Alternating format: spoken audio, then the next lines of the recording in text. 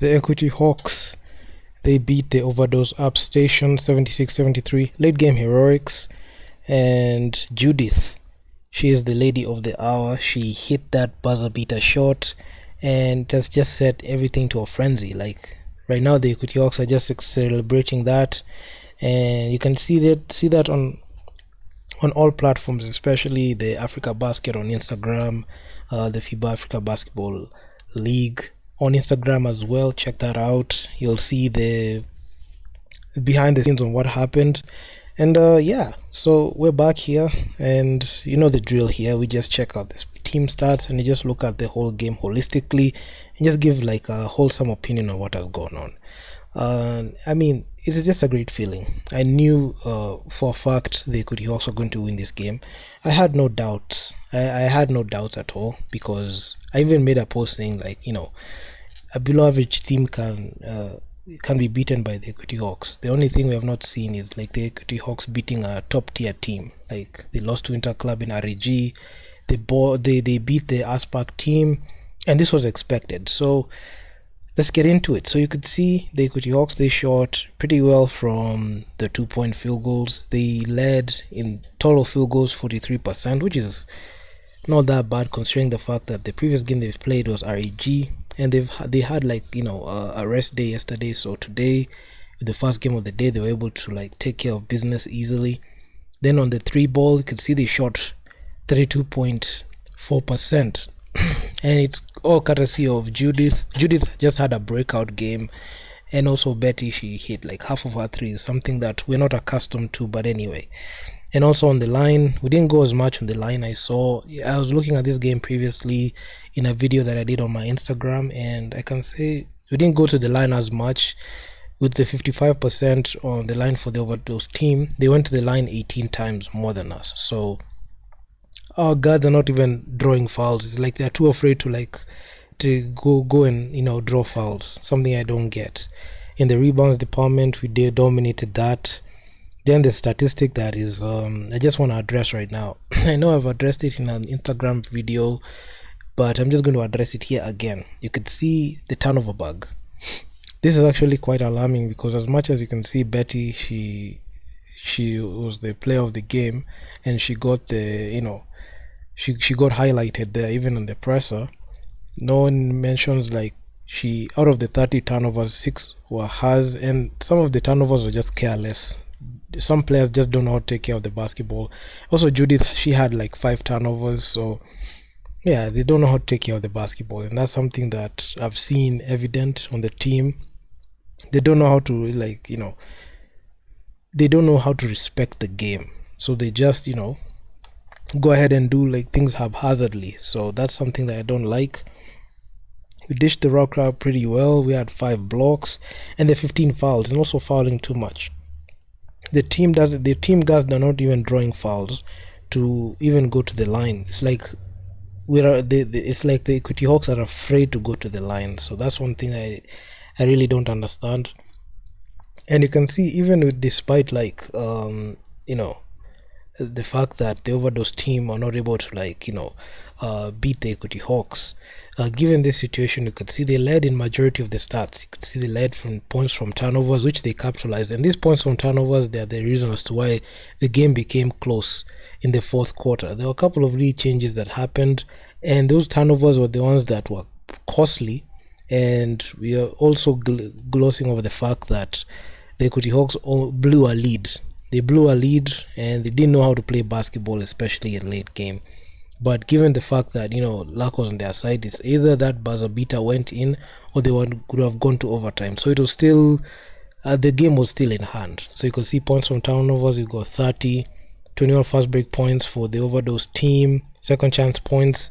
Overdose were just, you know, scoring in there, and also bench points, and their bench production was quite better than what we saw with the Equity Hawks. Even in the box score, you could see there's not much consistency when it comes to like these players. You can see Judith. Even if you look at Judith, she's a good basketball player, but if you look at how inconsistent she has, these stats have just, you know, taken like a huge bump because of this one game. Because if you look at the game that she played against Inter Club, she had 2 points. In the Aspak game, 4 points, Reg 8, render virtually unplayable. But this one, she just had a breakout game, and this is what has made like her scoring stats, even her overall other stats to, take a huge bump on top. So you can see she had 13 rebounds. This was actually her game. So if you just average everything here, you may look like she's averaging this, but it's only because it's only one game, and it was just the important game to grab them like the number 3 spot. So yeah, I'm not knocking I'm not knocking it down, but it's a good performance, but needs to be consistent a bit, because Malu Grace, she played north of 36, actually 37 minutes, 14 points, 6 rebounds. She wasn't hitting anything. 6 of 15 is not a good look at all. She had one block, 3 turnovers, 2 personal fouls. Not good enough. You can also see Betty, she played 31 minutes. Even if you look at Betty's stats, very inconsistent. When it matters, you can see the games that are difficult, she can't be able to deliver. You can see in the interclub game, she played 23 minutes, 4 points. She had a record 6 turnovers. She actually is leading the team in turnovers. So that's one thing that the media will not, even in the post-game pressers, they won't mention that. But of course, in this channel, I'm going to mention it.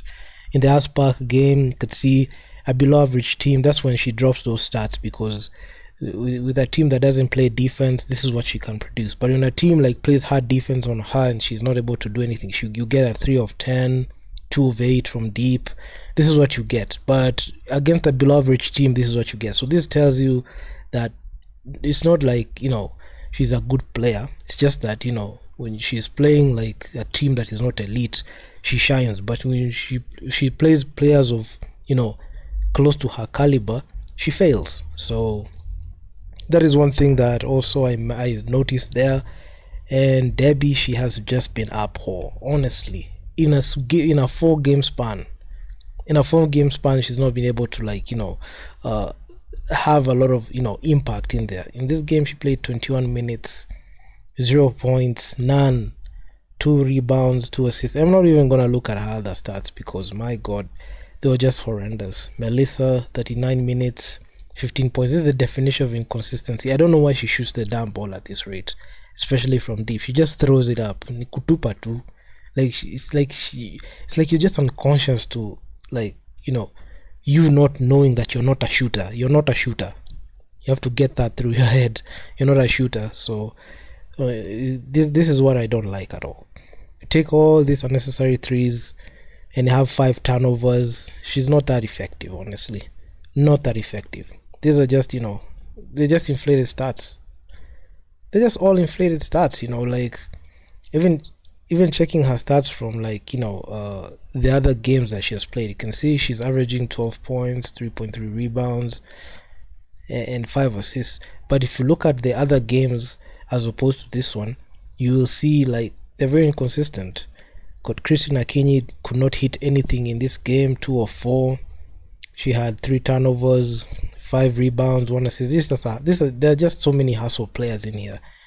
Marianne couldn't hit anything, 11 minutes played, 0 production. She only had 4 rebounds, 2 assists, nothing.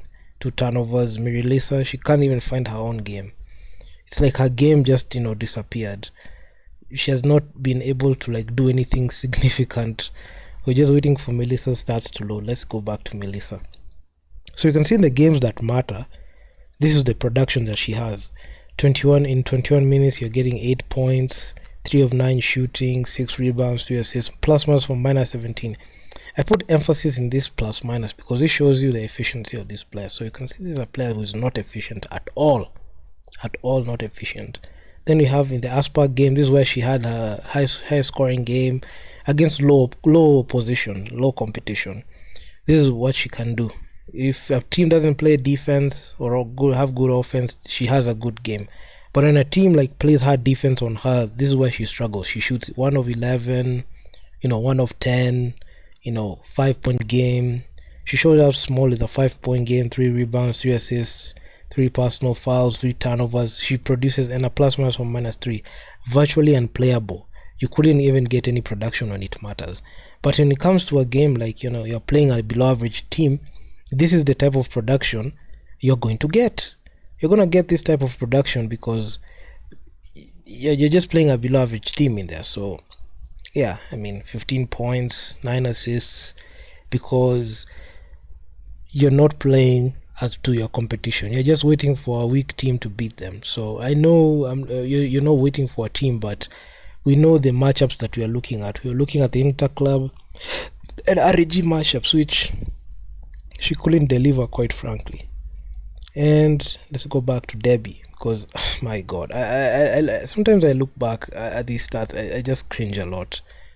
I just cringe a lot, man. Like, she is the main ball handler, and if you play north of like 22 minutes with zero production like this, you're hurting the team. These players do not understand this. They are not used to advanced stats. That's the reason as to why they are struggling in games. Look at what she has produced. 26 minutes, 8 points, 3 of 5 shooting. She's not even attempting shots. She's scared to even take a shot. 5 rebounds, 1 assist, plus minus from minus 11. You've got in the Aspa game 29 minutes played. She has played a total of 104 minutes. She averages 26 minutes per game, and this is the type of production she produces. This is beyond unacceptable. In this game against REG, where she couldn't hit anything, she couldn't even assist the ball, plus minus 20. Even the game that is supposed to be like a weak game, she couldn't do anything. So virtually unplayable, and she's just up there in age. So my God, this is it's just pathetic. It's just pathetic at all. It's inexcusable. You might think that these players, they've had a good game. Judith, she only had, like, this is just one breakout game, only one. So we're just waiting to see what they're going to do or what they can produce when it comes to like the games that matter in the knockout stages. So yeah, this is actually one of my favorite parts. Let's just check out. Just check this out. Let me just take that one out. The reds. Okay. Hold on a bit. Let's see their short shot. So let's go to Christina Kinyi. She tried a 3, couldn't make it. She only can score inside. My God, she tried. Malu Grace. I mean, she couldn't hit anything. Betty Kananu, she tried a 3 in the first quarter, no good. Let's check out in all the quarters. So Christina Kinyi, she tried a 3, couldn't make it. Malu Grace has just been trying to score inside, and I feel like majority of the time they're just second chance points in there. She's just cleaning up. Then we've got Betty. She tries the 3, some go in, some don't, but you could see her mid-range works. But when a team plays like hard defense on her, she can't be able to produce anything. Cynthia Mawero, nothing here. Nothing. Debbie, she didn't attempt even a field goal. My God. This is Mary Lisa, nothing. She couldn't hit anything. She only hit like in the third, in the second. Melissa Otieno, my God, look at all those threes. She was 3 of 13. 3 of 13. She couldn't make a 3. And I don't know why she just insists on taking a 3. I don't get it. Judith, I believe this is the last shot that she took. Q1, Q4. Yeah, Q4. This is the game. This was the game winner that she took. And yes, like she had a decent game. Not the most efficient, but at least she was able to get the job done. Then Marianne, nothing. So I mean, it's a lot. There's a lot of things. I don't want to say that I don't want my team to win, but I know these wins just cover up a lot of things. The coach knows it. I feel like the coach is a yes man, doesn't want to address these problems head on, because if he addresses these problems head on, the team will have been able to make some changes. But I know he wants to protect his face. He doesn't want to look like he wants to call out the players. But honestly, you cannot have the team captain, average, poor points like that when it matters. So when it matters in the knockout phase, let's see what type of performance we will get. because you're not gonna have any weak teams. All the teams they're going to match up in the next time in the final knockout phase, they're teams that can really fight back. So I'll be tuning into that. So if you guys like the video, make sure to leave your feedback down in the comments on what you think. And I'm out. Peace.